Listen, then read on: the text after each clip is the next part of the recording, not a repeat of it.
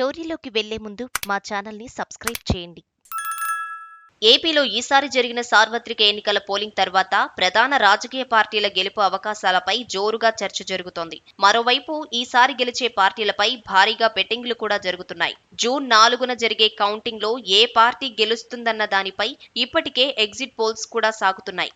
అయితే ఆలోపే మన రాష్ట్రంతో పాటు జాతీయ స్థాయిలోనూ ఏపీ ఎన్నికల ఫలితాలు ఆసక్తి రేపుతున్నాయి. ఈ నేపథ్యంలో రాష్ట్రంలో ఈసారి ఎవరికి మెజారిటీ లోక్సభ సీట్లు దక్కనున్నాయనే అంశంపై ప్రముఖ రాజకీయ విశ్లేషకుడు, కామెంటేటర్ కూడా అయిన యోగీంద్ర యాదవ్ తన జోస్యం చెప్పేశారు. ఈసారి జాతీయ స్థాయిలో బీజేపీకి అధికారం చేపట్టేందుకు అవసరమైన మెజారిటీ రావటం లేదని జోస్యం చెప్పిన యోగీంద్ర యాదవ్ ఈ విషయంలో రాజకీయ వ్యూహకర్త ప్రశాంత్ కిషోర్ అంచనాలతో విభేదించారు. ఎన్నికల విశ్లేషణల్లో పేరున్న యోగీంద్ర యాదవ్ ఏపీలో ఏం జరిగిందో చెప్పేశారు. ఈసారి ఏపీలోని 25 లోక్సభ సీట్లకు జరిగిన ఎన్నికల్లో 15 సీట్ల వరకు ఎన్డీఏ కూటమి కైవసం చేసుకునే అవకాశం ఉందని యోగీంద్ర యాదవ్ విశ్లేషించారు. కేంద్రంలో ఒంటరిగా ప్రభుత్వ ఏర్పాటుకు అవసరమైన మెజారిటీ సాధించలేకపోతున్న బీజేపీ మిత్రపక్షాలైన టీడీపీ, జనసేన వంటి వారిపై ఆధారపడాల్సి వస్తుందని తేల్చేశారు. అంతేకాదు ఏపీలో బీజేపీకి 3 ఎంపీ సీట్లు దక్కే అవకాశం ఉందని, అలాగే దాని మిత్రపక్షాలైన టీడీపీ, జనసేనకు కలిపి 12 ఎంపీ సీట్లు దక్కే అవకాశం ఉందని వెల్లడించారు.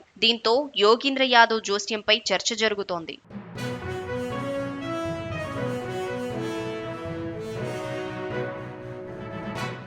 స్టోరీలోకి వెళ్లే ముందు మా ఛానల్ని సబ్స్క్రైబ్ చేయండి.